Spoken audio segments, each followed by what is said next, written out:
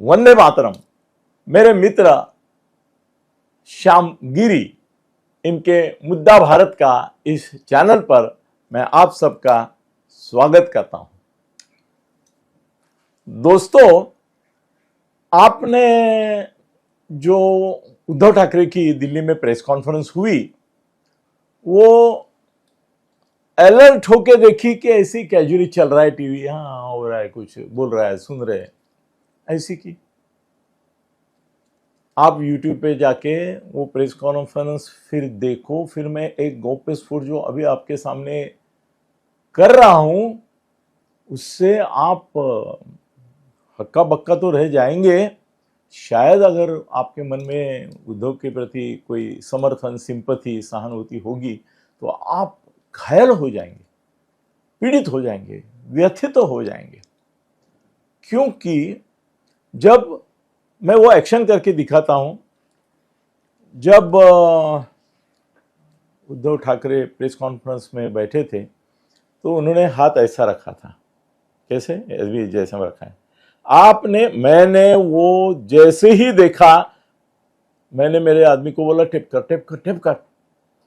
Tip किया, वो उसका हाथ, ये देखो, ये है ना क्या मूवमेंट, ये हो रही थी ऐसा, मतलब ऐसा पकड़, वो ऐसा पकड़ के क्यों बैठता है इसका मुझे ऐसा नहीं, मेरे को लगा स्टाइल है ये ऐसा पकड़ने की, मगर वो आधार देने के अपने ये ऐसे डगमगाते जो हाथ है और ये कंप है, कंप, उसको छुपाने के लिए लोगों के सामने से ऐसा लगता था। शायद वो प्रेस कॉन्फ्रेंस के चक्कर में थोड़ा वो भूल गया हाथ पकड़ के रख के लोगों को मालूम कर नहीं देना, मगर उसका हाथ ऐसा ऐसा, जी जी जी जी, ऐसा ऐसा हो रहा था।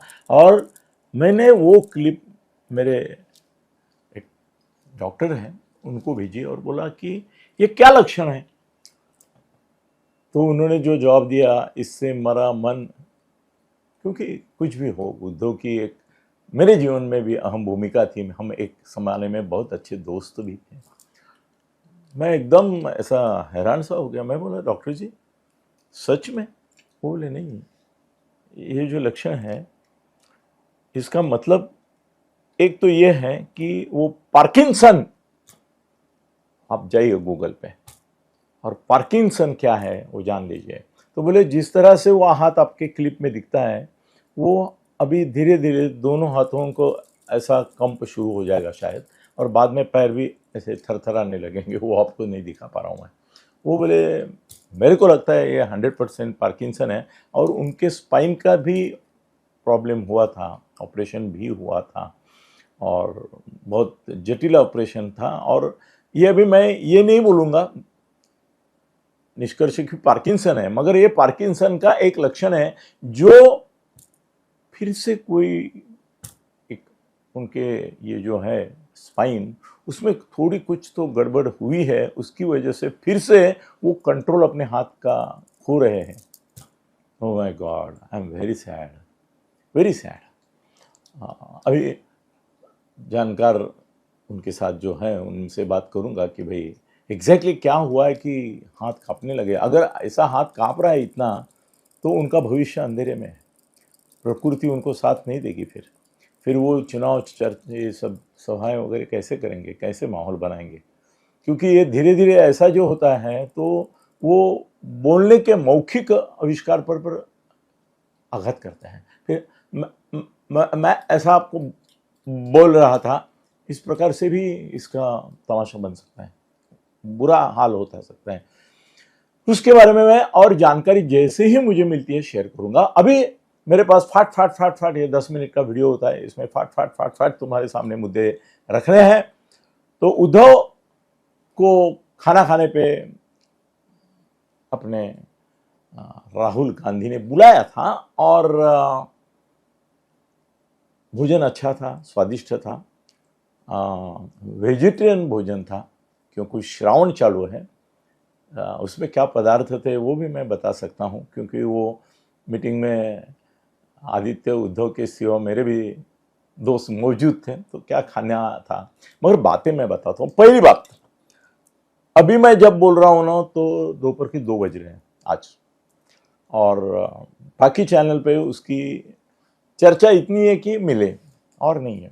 मैं आगे जाके आपको कुछ बता रहा हूँ कि राहुल गांधी ने बोला कि मनसे के साथ जाने का निर्णय आप अपने तौर पर कर सकते हैं, आपके कोटे में जो जगह आएगी वो उनको शेयर कर सकते हैं, हमें कोई आपत्ति नहीं है, मगर मनसे के साथ आपका जाना ये सिर्फ मेरे हाथ में हाँ ना कहने का विषय नहीं है, क्योंकि हमारी इंडिया आघाड़ी जो है उसमें करीबन अभी 30 घटक हैं और वो 30 घटक में से 10-15 ऐसे हैं कि जिनको महाराष्ट्र की ये स्थानीय स्वराज्य संस्थाओं की जो चुनाव होने वाले हैं उसमें इंटरेस्ट है। वो बोले अभी आप पहले इंटरेस्टेड, वो नहीं है अभी, और भी एक दो पार्टी जो थी, मायावती भी अभी इस बार नहीं है इसमें, अखिलेश है, समाजवादी पार्टी, बहुत सारे रीजनल पार्टीज भी हैं। तो एज ए इंडिया जब हम बैठेंगे तो आपको इन लोगों के लिए क्या सीट देंगे, मनसे को कितना देना है आपके कोटे से, मगर आपका कोटा निर्धारित करते समय हमको इंडिया आघाड़ी के जितने भी घटक पक्ष हैं उनमें अगर मुंबई में एक आध सीट चाहिए, 2 चाहिए, महाराष्ट्र में 2-4 चाहिए, तो उन सबको साथ में आपको लेना होगा। और शायद ये हो सकता है कि अभी हमारे पास 30 हैं, उसमें से 20 लोगों ने अगर क्लेम किया कि भाई नहीं, अगर इंडिया आघाड़ी में देशव्यापी देश के इसके ऊपर जो इनको रखना है अपने में, तो हमको महाराष्ट्र में देना चाहिए इनको। अब आपके सामने मुसीबत ये होगी कि कांग्रेस के साथ साथ शरद पवार की कांग्रेस भी है, उनसे भी आपको तालमेल बनाना है। हमारे महाराष्ट्र के लोग आपके खिलाफ है, वो बोलते हैं मनसे ने इनको साथ में लिया है इसलिए दलित और मुस्लिम दोनों वोट और उत्तर भारतीय मेन ये अपने पास नहीं आएंगे, क्योंकि आज भी मुंबई में ऐसे ऐसे कांड हो रहे जो मीडिया को मना किया गया है कि नहीं दिखाएं।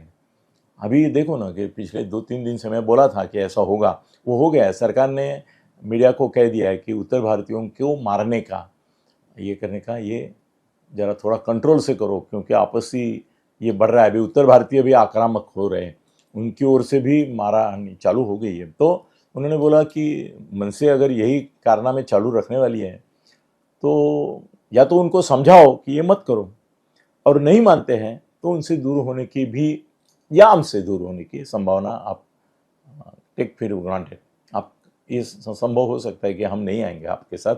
अगर मनसे के साथ आप जाएंगे और मनसे अभी जो कर रहे हैं उत्तर भारतीयों के खिलाफ वगैरह वगैरह, आप मराठी की साइड लो मगर हिंदी के खिलाफ हो ज़्यादा करके, तुम्हारी क्या एक्टिविटी नहीं है इतनी एंटी नॉर्थ इंडियन एंटी ये, मगर ये तो हैं, तो हम थोड़ा संभल के ही इसके बारे में फाइनल ओपिनियन देंगे। हमारे दूसरे जो लोग हैं उनसे भी बात करेंगे, और वो अगर बोलते कि नहीं तो फिर मेरे को भी मजबूरन ये निर्णय लेना पड़ेगा कि आप ये नहीं करेंगे, इंडिया आघाड़ी में नहीं रहेंगे, आप उनके साथ रहेंगे अगर चाहिए तो। ये भी सवाल उन्होंने पूछा, क्या राज ठाकरे सिंसियरली आपके साथ हैं? उसके ऊपर उद्धव जी ने जवाब दिया कि हाँ, अभी तो मुझे ऐसा लगता है कि he is sincere and serious both of joining with us. तो बोले ठीक है। दूसरा एक सवाल उन्होंने पूछा कि ये इसका जो बंटवारा होगा सीटों का, उसका आधार एक अपने को करना पड़ेगा कि कितना परसेंट किधर किसको देना है। तो उसके ऊपर उद्धव जी बोले कि वो स्थानीय इकाइयों में ऐसा होता है कि पार्टी पॉलिटिक्स थोड़ा सा बाजू में रहता है, किसकी कितनी ताकत है वो विधानसभा में आप चेक कर सकते हैं, मगर विधानसभा के निकाल जो आए हैं उसके अनुसार आप अगर सोचेंगे कि इसकी इतनी ताकत है इसकी इतनी है, तो वो नहीं होता है। लोकल लेवल पे लोकल एक एक वार्ड का एक एक प्रभाग का ये बहुत मायने रखता है। तो बोले कि फिर उसके लिए एक हम कमेटी करते हैं, हमारे कांग्रेस के ओर से, महाराष्ट्र के कांग्रेस प्रदेश अध्यक्ष, आपकी ओर से आप अगर है तो आपने तो आप किसी को मनोनीत कीजिए, उनको करते हैं, और शरद पवार जी के कांग्रेस और जो अन्य पार्टियां हैं उनकी एक कमेटी बनाते हैं 10-15 लोगों की। तो उसके ऊपर वो थोड़े अपसेट हो गए, बोले हमको तुमसे इंटरेस्ट है, इन लोगों से नहीं है। तो बोले नहीं, आप 2 बातें पक्की रखो, आपको अगर मनसे को लेना है तो आप मनसे के साथ जाइए, फिर हमारा संबंध नहीं रहेगा। जहाँ हो सके हम करेंगे मदद, मगर फिर ऑफिशियली हम तुम्हारे साथ नहीं रहेंगे। महागढ़ी में रहना है तो महागढ़ी के जितने घटक पक्ष है उनको भी साथ लेना आपको जरूरी है।